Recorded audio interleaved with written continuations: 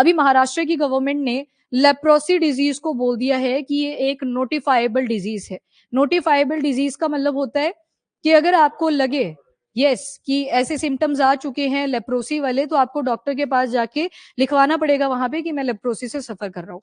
Problem ये आती है जिस बैक्टीरिया की वजह से लेप्रोसी होता है, माइकोबैक्टीरियम लेप्रे से याद रख लेना, लेप्रोसी की बात करी गई है। अब वो जो माइक्रोबैक्टीरियम लेप्रे है, ये बॉडी में जब चला जाता है उसके बाद सिम्टम आते हैं लगभग 4 से 5 साल के बाद। वो जो सारा टाइम पीरियड था कि बैक्टीरिया बॉडी में चला गया था पर सिम्टम आए 4 से 5 साल के बाद, उस पीरियड को बोलते हैं इंक्यूबेशन पीरियड। मतलब पहले छुपा हुआ था, वो अपनी कॉलोनीज वहां पे बना रहा था, 4 से 5 साल उसने लिए, फिर जाके सिम्टम यहाँ पे आने लगेंगे। पहले बॉडी के ऊपर लंप्स बनने लगते हैं, छोटे छोटे लंप्स और बम्प्स, मतलब ऐसे फोड़े से निकल के आएंगे, स्वेलिंग से निकल के आएगी। और उसके बाद जो आपकी बॉडी के सेंस ऑर्गन्स होंगे, जैसे स्किन होती है, किसी ने टच किया तो पता चल जाता है ना बॉडी को टच किया है, उन रिसेप्टर्स को कहते हैं टेंगो रिसेप्टर। अब टेंगो टेंजिबल से ओरिजिन हुआ। टेंजिबल का क्या मतलब होता है? समथिंग जिसे टच किया जा सकता है। तो टेंगो रिसेप्टर ऐसे रिसेप्टर हमारी बॉडी के ऊपर जो पेन के बारे में बताते हैं, तो उनको बोल देते हैं टेंगो रिसेप्टर। बता सकते हैं ना ये पेन के बारे में भी, टच ही नहीं किया, जोर से मारा था तो वो पता चल जाएगा, टेंगो रिसेप्टर। वैसे ही टेम्परेचर के लिए भी रिसेप्टर होते हैं हमारी बॉडी पे, थर्मो रिसेप्टर। ये भी याद रखना, थर्मो रिसेप्टर, थर्मोमीटर से ओरिजिन हुआ। अगर पानी ठंडा था तो आपको पता चल जाता है, गर्म था तब भी पता लग जाता है, तो थर्मो रिसेप्टर डिसाइड करते हैं। अब ये लेप्रोसी के बारे में आपको पता होना चाहिए, प्लस नोटिफाइबल डिजीज थोड़ा सा आइडिया ले लेते हैं। और एक और टर्म आपने सुनी होगी, नेग्लेक्टेड ट्रॉपिकल डिजीज। अब जब आप अर्थ का स्ट्रक्चर देखते हो तो यहाँ पे ये सारा एरिया आता है ना ट्रॉपिकल वाला। अब सारी ही कंट्रीज कुछ अंडर डेवलप भी हैं, कुछ डेवलपिंग स्टेज में है। अब वर्ल्ड हेल्थ ऑर्गेनाइजेशन ने क्या किया, कुछ एक कैटेगरी ऐसे निकाल दी कि जो ट्रॉपिकल एरिया है वहां पे कुछ डिजीज इग्नोर्ड रहेगी।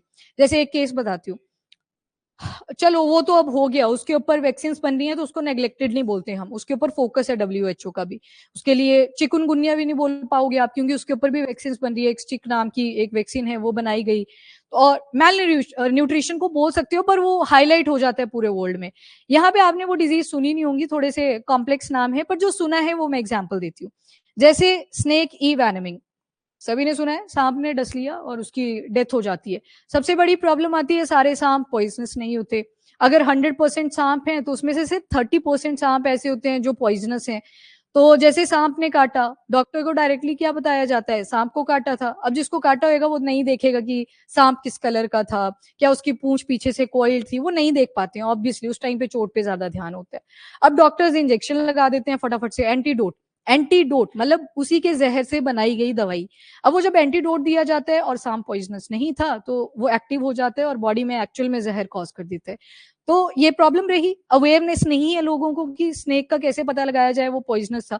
अब काटते हुए तो सीरियसली यहाँ पे नहीं पता चलेगा, कोई नहीं देखेगा कि कौन से टाइप का सांप था। अब ये जो स्नेक ई वैनमिंग वाले केस आते हैं, दो टर्म्स होती हैं, एक वैनम मैंने यहाँ पे लिखा है, एक पॉइजन होता है। डिफरेंस क्लियर है? बताओ फिर।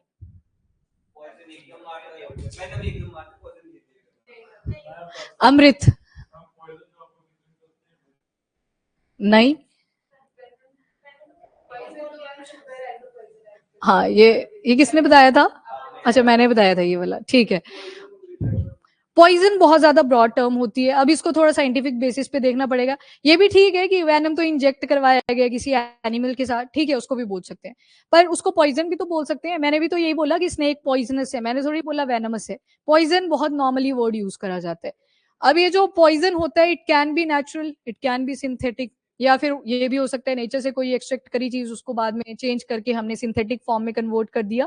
पर जो वेनम होता है उसके लिए हमेशा याद रखना, ये नेचर से आएगा। यहाँ पे कोई एनिमल इन्वॉल्व हो सकता है, यहाँ पे कोई प्लांट इन्वॉल्व हो सकता है, वो जब पॉइजन को आपकी बॉडी के अंदर डालेगा तो उस कैटेगरी को बोलते हैं वेनम। यानी कि यहाँ पे लिविंग ऑर्गेनिज्म का होना जरूरी था। पर पॉइजन एक बहुत पॉपुलर एग्जाम्पल है, चीनी वाला। कोई डायबिटिक था, आपने उसको चीनी खिला खिला के वो सुबह तक खत्म, तो उसके लिए तो वो भी पॉइजन की तरह एक्ट करा, पर बाकी जो पब्लिक है उसके लिए थोड़ी करेगा।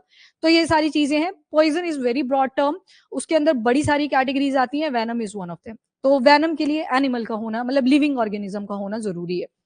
चलो, ये नेग्लेक्टेड ट्रॉपिकल डिजीज, तो स्नेक ई वैनमिंग के केसेस अगर इंडिया में देखोगे तो साउथ पार्ट ऑफ इंडिया में बहुत ज्यादा आते हैं। क्यों? क्योंकि उनका लाइफस्टाइल ही वैसा है। एक तो वेस्टर्न घाट्स आ गए आपके, प्लस ईस्टर्न घाट्स हैं, लश ग्रीन फॉरेस्ट आपको सब तरफ मिलेंगे, और ऊपर से लुंगी जो है वो बहुत ज्यादा पॉपुलर है। फुटवेयर में भी देखोगे तो शूज का कॉन्सेप्ट नहीं है, चप्पलों पे ज्यादा डिपेंडेंट रहते हैं, कॉलेज भी जाते हैं स्टूडेंट, वही अप्रोच रहती है।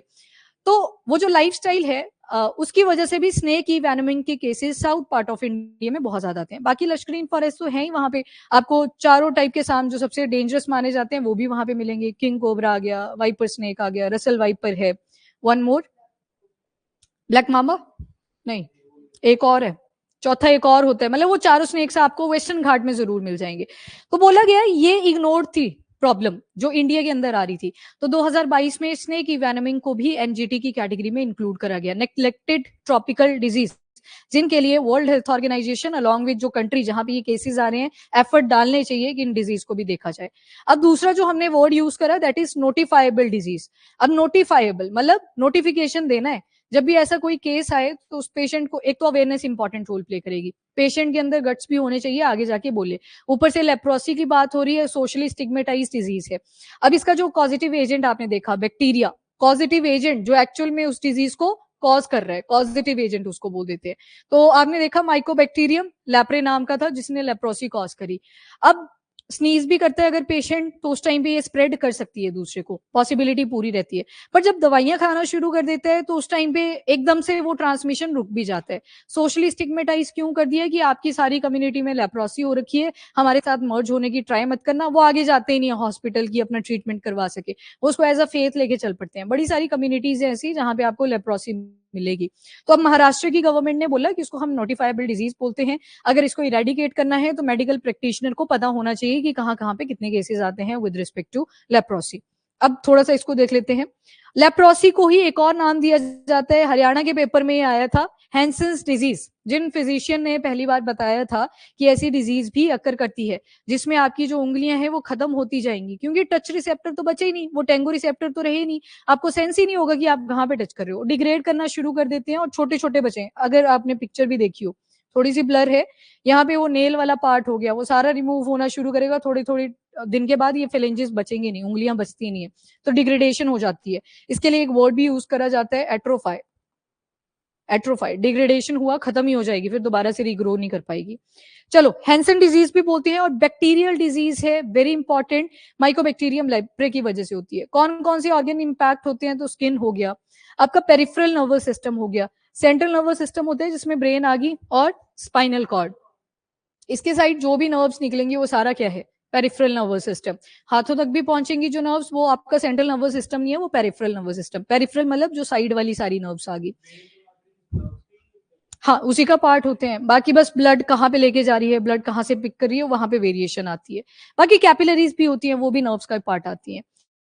ओके, और ये जो आपकी लेप्रोसी है इसको नेग्लेक्टेड ट्रॉपिकल डिजीज भी बोल दिया गया था, क्योंकि आज के टाइम पे ट्रॉपिकल जोन में आपको लगभग 120 कंट्रीज में फैली हुई मिलेंगी। हाँ जी, हाँ ब्लड सर्कुलेशन का पार्ट है, ठीक। ये तो कैपिलरीज की फॉर्म में आती है ना, छोटी होती है साइज में, ठीक है। Around 2 lakh new cases report करे जाते हैं, लगभग 2 लाख है ना, 20,000 है, 2 लाख है, 2 लाख केसेस रिपोर्ट करे जाते हैं हर साल। अब ये आपकी सारी नेग्लेक्टेड ट्रॉपिकल डिजीज है, अराउंड 24 डिजीज आज के टाइम पे आपको मिलेगी, जिसमें से स्नेक बाइट्स को सबसे रिसेंट ऐड करा गया था, इंडिया के बिहार पे इसको सबसे पॉपुलराइज करा था। अब चिकुनगुनिया है, ये भी एनजीटी की कैटेगरी में इंक्लूड तो करी गई है, पर इसके ऊपर अब वैक्सीन बनानी शुरू कर दी है, मतलब वर्ल्ड हेल्थ ऑर्गेनाइजेशन फोकस कर रहा है कि इसके लिए हमारे पास वैक्सीन होनी चाहिए। बाकी डेंगी, ये बताओ मुझे, डेंगी वायरल है या फिर बैक्टीरियल है या फिर प्रोटोजोअन है? नहीं, ये वायरल है, प्रोटोजोआ की वजह से मलेरिया होता है। हाँ ये डेंगू वायरस है। चलो ये वायरल डिजीज है, और ऊपर हेडिंग भी तो लिखा है वायरल डिजीज। तो ये सारी आपकी एनजीटी की कैटेगरी है, सिंस अभी टॉपिक नहीं है तो मैं इसको इग्नोर कर रही हूँ, हम आगे चलते हैं। वो देख लो बैक्टीरियल में आ गया आपकी लेप्रोसी, तो लेप्रोसी का आ गया। यॉज पे भी फोकस कर रहा है डब्ल्यूएचओ आज के टाइम पे, आंख में कुछ इन्फेक्शन हो जाता है और फिर वो स्प्रेड भी बहुत वायलेंटली करता है, इग्नोर्ड रहेगी थी तो इस पे भी फोकस कर रहा है। चलो एनजीटी में लेप्रोसी भी आती है, इतना याद रख लेना। बाकी इसको डिक्लेयर करा गया था नोटिफाइबल इन 2005, जो पैन लेवल यानी कि सेंटर ने चलाया था national leprosy eradication programme. Eradication का मतलब होता है कि बैक्टीरियल स्टेन भी ना बचे हमारी कम्युनिटी के अंदर, इस तरह से हम इसको खत्म करेंगे। और ये ministry of health and family welfare ने चलाया था, तो इसी का एक सब पार्ट इस बार महाराष्ट्र ने भी अनाउंस कर दिया है कि हम इसको अब नोटिफाई कर रहे हैं। ट्रांसमिशन देखोगे अगर लेप्रोसी का, तो ड्रॉप ट्रांसमिशन देखोगे तो ड्रॉपलेट्स के थ्रू भी स्प्रेड कर जाता है, पर वंस आप ट्रीटमेंट लेना शुरू कर देते हो तो उस टाइम पे फिर एकदम से रुक जाता है वो ट्रांसमिशन, तो उसके बाद ये सोशली स्टिग्मेटाइज नहीं बनता। ठीक है, सोशली स्टिग्मेटाइज भी इसी वजह से करा था कि इसका ट्रांसमिशन बहुत ज्यादा वायलेंट होता है, स्नीजिंग कर दी, ड्रॉपलेट्स आ गए, तो उस केस में जो माइकोबैक्टीरियम लेप्रे है वो दूसरी कम्युनिटी में भी आ सकता है, मतलब लोगों में आ सकता है। और उसके बाद इंक्यूबेशन पीरियड यहाँ पे बताया था, अगर ये अनट्रीटेड रह जाए, मतलब पहले तो पता ही नहीं लगेगा 5 से 6 साल, जब वो कॉलोनी बना रहा था बैक्टीरिया, कुछ सिम्टम भी नहीं आते, लम्प्स तो सभी को ही बन जाते हैं थोड़े बहुत, कौन सोचता है इतना कि लेप्रोसी हो सकती है, तो उनको तो सारे इग्नोर करते हैं। पर जब लम्प्स वायलेंट हो जाते हैं, वायलेंट मतलब अब आप रिमूव करोगे वो दोबारा से बन जाएंगे, रिमूव करोगे दोबारा से बन जाएंगे, तो उस टाइम पे श्योरिटी हो जाती है कि शायद लेप्रोसी का पेशेंट बन चुका है यहाँ पे। तो अगर अनट्रीटेड रहता है तो क्लोज कॉन्टेक्ट की वजह से ये लेप्रोसी स्प्रेड करती है from one person to another. क्या क्या प्रॉब्लम्स आती हैं, तो सबसे पहले आपके टेंगो रिसेप्टर यहाँ पे फेल होते हैं, मतलब टच का ही पता नहीं चलेगा, सेंसरी ऑर्गन खत्म होने लगेंगे, और हाथ जो है वो एकदम से शेक करेंगे, और मील या फिर किसी खाना वगैरह किसी दूसरे पर्सन के साथ आप शेयर करोगे तो वो ट्रांसमिट करेगा, तो ट्रांसमिशन बहुत ज्यादा वायलेंट होगी। उसके बाद सिम्टम्स क्या क्या आएंगे, तो 3 से 5 साल, ये इंक्यूबेशन पीरियड था, बैक्टीरिया की एंट्री बॉडी में हो चुकी थी, पर सिम्टम आए जाके 3 से 5 साल के बाद, पर बैक्टीरिया तो चला गया था ना बॉडी के अंदर, तो उसको बोलते हैं इंक्यूबेशन पीरियड। स्टेट एग्जाम के लिए important term incubation period, incubation period, ये लेप्रोसी का आ गया इंपॉर्टेंट पॉइंट, इंक्यूबेशन पीरियड ध्यान रखना। और लम्प्स आते हैं, बम्प्स आते हैं, और बहुत से बॉडी के इंटरनल पार्ट्स पे भी ये सारी चीजें फॉर्म होती हैं। टच और पेन, ये रिसेप्टर खत्म हो जाते हैं, कुछ पता नहीं चलता, और थोड़े टाइम के बाद अगर इंजरी भी होती है आपको पता ही नहीं चलेगा कि यहाँ पे इंजरी हो रखी है, तभी तो वो डिग्रेड करे जा रहे हैं लिम्स कॉन्टिन्यूसली, क्योंकि पेन का रिसेप्टर ही नहीं बचा है, तो काट के भी चला जाएगा कोई, उसको पेन ही नहीं होगी, तो इसी वजह से एट्रोफिकेशन देखी जाती है, वो लिम्स वगैरह सारे रिमूव हो जाते हैं। लेप्रोसी होगी थी, यस। अच्छा, ठीक है। ट्रीटमेंट देखोगे तो 3 मेडिसिन आती हैं, डेप्सॉन, रिफैम्पिसिन, देन क्लोफामिजिन, बस नाम का आइडिया सा रख लेना, याद करने की जरूरत नहीं है। 3 मेडिसिन, मल्टी ड्रग थेरेपी भी बोलते हैं इसमें, जहां पे आपको मल्टीपल ड्रग्स का यूज करना पड़ता है एक प्रॉब्लम को सॉल्व करने के लिए, एक डिजीज को ठीक करने के लिए। ठीक है, हाँ, मल्टी ड्रग थेरेपी हो सकता है, एनाल्जेसिक, एंटीबायोटिक भी आ गया एक, तो सारी चीजों का मिक्सचर रहेगा। हाँ, और फिर मेडिकेशन बहुत लॉन्ग टाइम तक चलती है ये वाली लेप्रोसी की। ओके, अब आती है नोटिफाइबल डिजीज, मतलब नोटिफिकेशन देना पड़ेगा। यहाँ पे सेंटर ने चलाया पहले कि हम लेप्रोसी को पूरी तरह से इराडिकेट करेंगे, स्टेट ने एक इनिशिएटिव उठाया, जैसे एग्जांपल महाराष्ट्र की, हम लेप्रोसी को इराडिकेट करेंगे।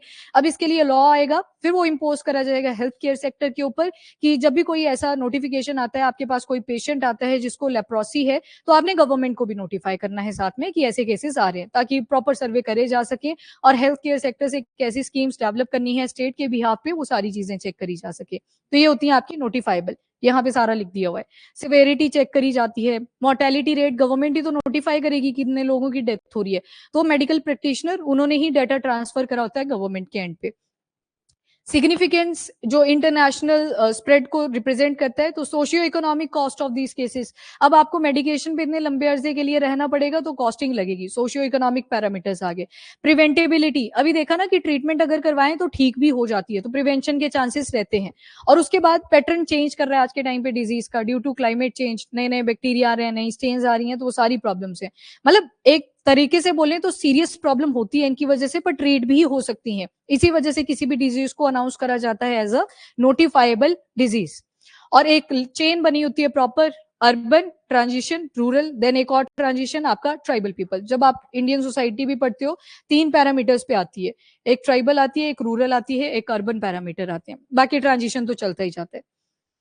ओके, एग्जाम्पल देख लो और कौन कौन सी नोटिफाइबल डिजीज है, कॉलेरा आ जाएगा, ट्यूबरक्लोसिस है, एड्स है, मेनिंजाइटिस, मेनिंजाइटिस कौन से पार्ट में होती होगी, किसने बोला, ब्रेन, मेनिंजिस पढ़े थे ना वहां पे, वो जो हाँ वही चीज थी। और प्लेग, ये रॉडेंट्स की वजह से फैलती है, आप पढ़ते भी हो, एक पूरा प्लेग का एक कैटास्ट्रॉफ भी आ चुका है 1920s में, तो वाला सारा आ जाएगा इसमें। ब्लैक भी पढ़ते हो, मल्टीपल कैटेगरीज है, साइंस में देखेंगे। देन मीजल्स आते हैं, हाँ येरसीना पेस्टिस आ गया, तो हाँ रुको रुको, येरसीना पेस्टिस तो आपका प्लेग के केस में आएगा। हाँ, मीजल्स में पिंक कलर के स्पॉट्स बनते हैं, ऐसे लगते हैं रोज के फ्लावर हैं, तो वैसी अपीयरेंस आती है। बाकी वर्ल्ड हेल्थ ऑर्गेनाइजेशन ने भी बहुत से मैंडेट निकाले हैं कि इनके लिए वैक्सीन बनाई जाए, ट्रीटमेंट्स बनाए जाए।